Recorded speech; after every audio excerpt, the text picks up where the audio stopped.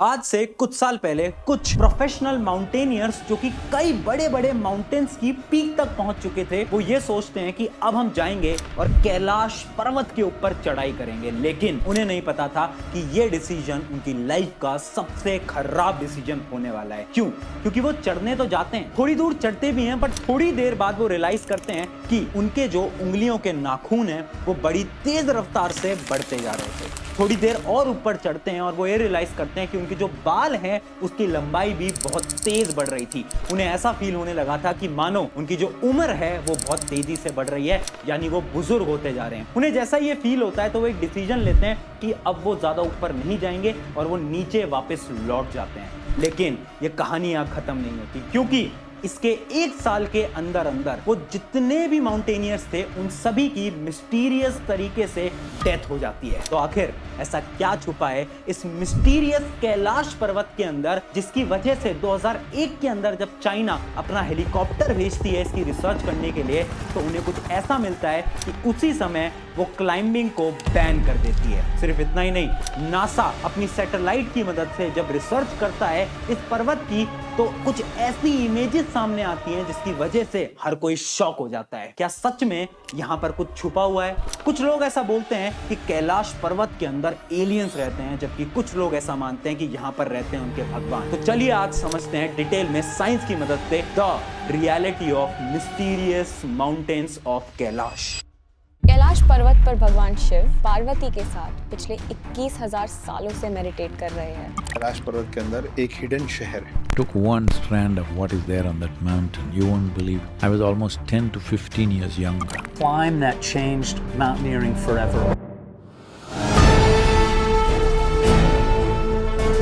Hi everyone, मेरा नाम है प्रशांत। माउंट कैलाश एक ऐसा रहस्यमय पर्वत जिसकी ऊंचाई माउंट एवरेस्ट से 2200 मीटर कम है। लेकिन शॉकिंग बात पता है क्या है? इसके ऊपर आज तक केवल एक इंसान चढ़ पाया है, जबकि माउंट एवरेस्ट के ऊपर आज तक 7000 से ज्यादा लोग चढ़ पाए हैं। तो आखिर इसमें ऐसा क्या खास है? सिर्फ इतना ही नहीं है, एक बार रशियन माउंटेनियर जो कि बहुत ज्यादा एक्सपीरियंस माउंटेनियर थे, जिनका नाम था सरजी, वो एक शॉर्टेस्ट पार्ट ढूंढते हैं माउंट कैलाश के ऊपर चढ़ने का। वो अपनी चढ़ाई को स्टार्ट तो करते हैं, पर जैसे जैसे वो ऊपर जाते जाते हैं ना, तो उनके मन में एक फीलिंग आने लगती है कि यार यहाँ पर चढ़ना एकदम सही नहीं है। तो वो नीचे उतरना स्टार्ट करते हैं, और जब वो नीचे आ रहे थे ना, तो उन्हें ऐसा फील आता है कि उसने एकदम सही किया उस पहाड़ पे ना चढ़ के। ऐसा एक और बार हुआ था जब चाइना एक बहुत फेमस माउंटेनियर राइनहोल्ड उनसे रिक्वेस्ट करती है कि आप जाओ और आप कैलाश पर्वत के ऊपर चढ़ के आओ और देख के आओ कि आखिर वहां पर है क्या। पता है राइनहोल्ड कौन है? जो माउंट एवरेस्ट की पीक पे बिना ऑक्सीजन सप्लाई के चढ़ चुके हैं। इन्होंने दुनिया के बड़े बड़े माउंटेन्स पे बहुत इजीली क्लाइंबिंग करी है,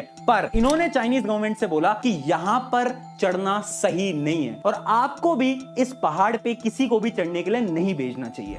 तो आखिर ऐसा क्या छुपा हुआ है इस पहाड़ के अंदर? उसी को पता करने के लिए 2001 के अंदर चाइनीज गवर्नमेंट अपना एक हेलीकॉप्टर भेजती है, क्योंकि चाइना को ऐसा लगता है कि चलो कोई इंसान नहीं चढ़ पा रहा, बट हमारे पास टेक्नोलॉजी तो है। तो अपने हेलीकॉप्टर को भेजती है, और वो उस दिन उसको भेजती है जब मौसम एकदम क्लियर था। यानी वो एकदम सारी चीजों को कैलकुलेट करते हैं, किस दिन एकदम अच्छा मौसम होगा, हवा एकदम सही चलेगी, ताकि उनका हेलीकॉप्टर ऊपर तक जा पाए। लेकिन उस दिन पता है क्या होता है? जैसे ही वो हेलीकॉप्टर ऊपर जा रहा होता है, अचानक से काले बादल आ जाते हैं, मौसम एकदम खराब हो जाता है। एक ऐसी स्थिति बन जाती है जहां पर वो हेलीकॉप्टर क्रैश भी हो सकता था।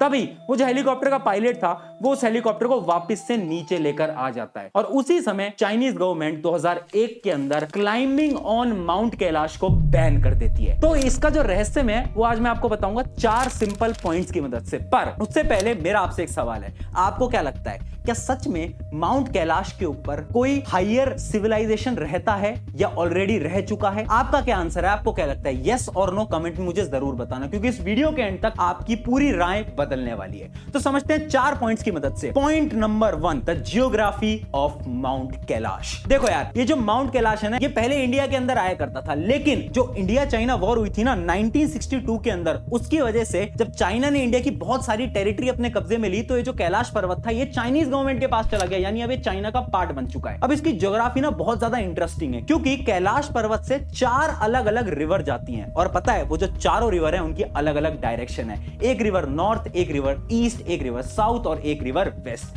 है ना। बहुत इंटरेस्टिंग। पर इससे भी ज्यादा एक इंटरेस्टिंग चीज है कि माउंट कैलाश के पास 2 लेक्स हैं और वो दोनों ही लेक्स आपस में एकदम अपोजिट हैं। एक लेक का नाम है मानसरोवर और दूसरी लेक का नाम है राक्षस ताल। अब ये जो मानसरोवर लेक है ना, ये पता है एकदम प्योर वाटर की लेक है। ये इतने प्योर वाटर की लेक है ना कि यहां पर लाइफ बहुत इजीली एग्जिस्ट कर सकती है। अब इसकी सबसे इंटरेस्टिंग बात पता है क्या है कि ये जो पानी है ये इतनी हाइट पे होने के बाद भी, इतने कम टेम्परेचर के होने के बाद भी कभी फ्रीज नहीं करता। जबकि वो जो राक्षस ताल है ना वो एकदम अपोजिट है। उसका जो पानी है वो सॉल्टेड वाटर है, एकदम खारा पानी है, एक ऐसा पानी जो कि कोई पी भी नहीं सकता, वहां पर कोई जानवर एग्जिस्ट भी नहीं कर सकता। अब इंटरेस्टिंग बात पता है क्या है कि वहां के लोगों का ऐसा मानना है कि जो राक्षस ताल का पानी है ना वो कभी कभार अचानक से गायब हो जाता है और कभी अचानक से वापस आ जाता है। इसी वजह से उस लेक को घोस्टेड लेक भी बोला जाता है। सिर्फ इतना ही नहीं, एक और मिस्ट्री है इसकी ज्योग्राफी के अंदर जो सबसे इंटरेस्टिंग मिस्ट्री है कि माउंट कैलाश की साउथ साइड पे ज्यादा बर्फ रहती है, जबकि जो साउथ साइड होती है ना वहां पर सन रेज ज्यादा पड़ती हैं। तो अब आप खुद सोचो, जहां पर ज्यादा धूप पड़ रही है वहां तो बर्फ कम होनी चाहिए, पर यहां पर एकदम अपोजिट है ना। बहुत ज्यादा शॉकिंग। तो साइंटिस्ट इसका एक ही एक्सप्लेनेशन देते हैं जो कि है इसकी लोकेशन पे। जो माउंट कैलाश है ना उसको हम एक और नाम से बोलते हैं द सेंटर ऑफ अर्थ या फिर एक्सिस मुंडी, ऐसी लोकेशन जहां से आसमान और पृथ्वी का मिलन होता है। इसका क्या मतलब होता है कि ये एक ऐसे रीजन पे लोकेटेड है ना जहां से सारी चीजों का सेंटर है। फॉर एग्जांपल मैं आपको समझाता हूं कि अगर आप माउंट कैलाश को कैलकुलेट करोगे ना स्टोन हेड से, तो इसका जो डिस्टेंस है वो आएगा 6666 किलोमीटर। और अगर हम नॉर्थ पोल से कैलकुलेट करेंगे डिस्टेंस तो भी एकदम सेम आएगा, और साउथ पोल से ये डिस्टेंस एकदम इसका डबल आता है 13,332। ये शायद इसका आंसर हो सकता है इसकी ज्योग्राफिकल कंडीशंस का। अब बढ़ते हैं पॉइंट नंबर 2 की तरफ, the light and sound mystery. 1999 के अंदर अर्नेस्ट जो कि एक रशियन साइंटिस्ट थे, वो ये सोचते हैं कि यार हम जाएंगे माउंट कैलाश पे और अपनी सारी टीम के साथ रिसर्च करके आएंगे। तो काफी दिन वहां पर बिताते हैं, वहां के पत्थरों पे बहुत सारी रिसर्च करते हैं और उसके बाद वो एक किताब लिखते हैं वेयर डू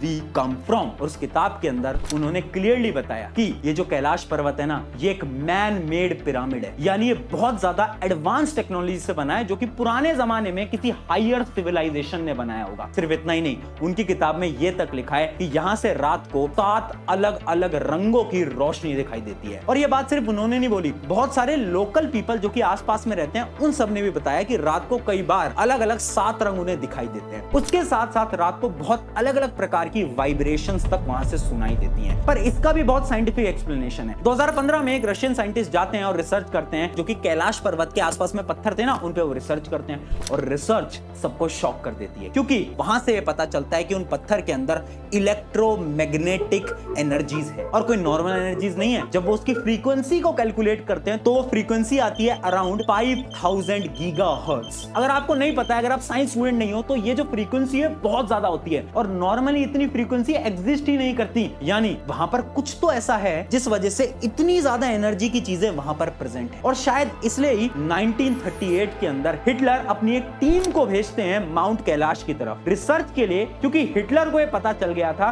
कि शायद माउंट कैलाश के अंदर कुछ तो एनर्जी के सोर्सेस छुपे हुए हैं जिसको अगर वो ढूंढ लेते हैं तो इस पूरी दुनिया पे राज कर सकते हैं। सिर्फ इतना ही नहीं, इसके अलावा जब नासा रिसर्च करती है तो उन्हें यह पता चलता है कि माउंट कैलाश के अंदर कुछ तो मैग्नेटिक फील्ड है, और वो मैग्नेटिक फील्ड नॉर्मल नहीं है, वो मैग्नेटिक फील्ड बहुत ज्यादा है। अगर मैं आपको वैल्यूज में बताऊं तो उस मैग्नेटिक फील्ड की वैल्यू आई 3000 से 8000 नैनो टेस्ला ज्यादा as compared to other regions. और सिर्फ इतना नहीं, सबसे ज्यादा शॉकिंग फैक्ट जिससे हर एक साइंटिस्ट शॉक हो गया वो ये था ना कि माउंट कैलाश के आसपास में ग्रेविटेशनल फोर्स बदल जाती थी, कभी ज्यादा है तो कभी कम। और साइंस इसके सिर्फ 2 ही रीजन देती है। रीजन नंबर 1, या तो कैलाश पर्वत के अंदर कोई वॉल्केनो है। रीजन नंबर 2, या तो कैलाश पर्वत के अंदर एक बहुत बड़ी गुफा है जो कि धरती के अंदर तक जाती है। और शायद ये दूसरा रीजन है, ये लिंक होता है हमारी रिलीजन से, क्योंकि बहुत सारी रिलीजियस किताबों के अंदर ये लिखा हुआ है ऑलरेडी, कैलाश पर्वत है ना इसके अंदर एक बहुत एडवांस सिविलाइजेशन ऑलरेडी रह रही है। अब बढ़ते हैं पॉइंट नंबर 3 की तरफ, द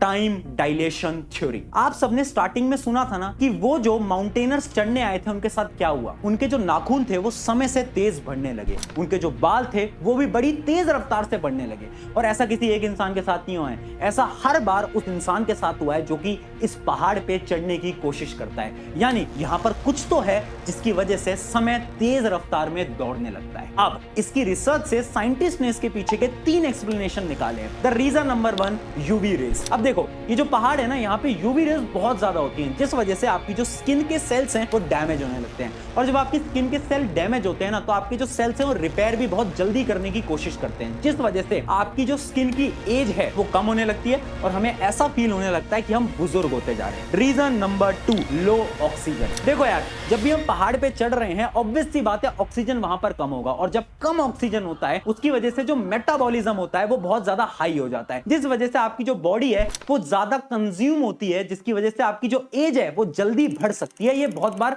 और भी माउंटेनियर्स के साथ हो चुका है। और रीजन नंबर 3 और सबसे प्रोबेबल रीजन कि माउंट कैलाश पे, जैसा कि नासा ने बताया, यहां पर ना मैग्नेटिक फील्ड बहुत ज्यादा स्ट्रांग है। अब उस मैग्नेटिक फील्ड की वजह से हमारी जो बॉडी है उसके हार्मोनल सिस्टम पे कुछ तो चेंज आता है। अब एग्जैक्टली तो किसी को नहीं पता, बट कुछ चेंज आता है जिसकी वजह से हमारी जो एज है वो टाइम के हिसाब से जल्दी तेज रफ्तार में बढ़ने लगती है। अब इसका क्या सही रीजन है वो तो आज तक नहीं पता है, आज भी रिसर्च चल रही है, बट ये जो टाइम डायलेशन की थ्योरी है इसके बारे में आज तक किसी को नहीं पता कि आखिर क्या छुपा हुआ है माउंट कैलाश के अंदर। अब बढ़ते हैं पॉइंट नंबर 4 की तरफ कि आखिर वो कौन ऐसा इंसान है जो कि आज तक इस बड़े पर्वत के ऊपर चढ़ पाया है। तो देखो, अगर आपने सुना हो, एक स्टोरी है महाभारत की। महाभारत के अंदर लास्ट में जो पांडव ब्रदर्स थे वो सब कोशिश करते हैं माउंट कैलाश के ऊपर चढ़ने की, बट धीरे धीरे सबकी मृत्यु होने लगती है। पर पहाड़ के ऊपर सिर्फ एक पहुंचता है जिसका नाम था युधिष्ठिर। अब युधिष्ठिर कौन था? जिसने आज तक कभी कुछ गलत नहीं करा, किसी से भी झूठ तक नहीं बोला। अब ऐसे ही एक 14th सेंचुरी के अंदर तिब्बत में रहने वाले एक बुद्धा जिनका नाम था मिलारेपा। अब ये जो मिलारेपा थे ना, ऐसा माना जाता है कि इन्होंने अपनी स्पिरिचुअल पावर्स की मदद से इस पहाड़ के ऊपर चढ़ाई करी। आज तक कोई नहीं चढ़ पाया है, बट ऐसा तिब्बत में बोला जाता है। लोकल पीपल्स का ऐसा मानना है कि जो मिलारेपा थे सिर्फ वही इकलौते ऐसे इंसान थे